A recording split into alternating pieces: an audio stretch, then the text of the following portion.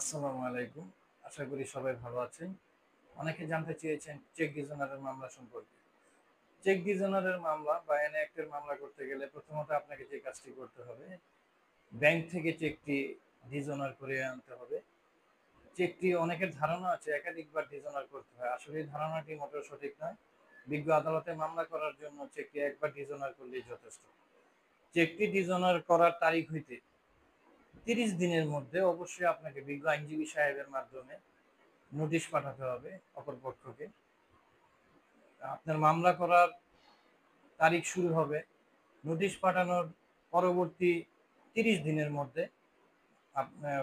পার হয়ে গেলে আপনি পরবর্তীতে বিজ্ঞ আদালতে এসে মামলাটি দায়ের করতে পারেন। সেই ক্ষেত্রে যদি সে নোটিশটি অ্যাকসেপ্ট করে, তাহলে নোটিশ গ্রহণ করার তারিখ হইতে ৩০ দিন হবে।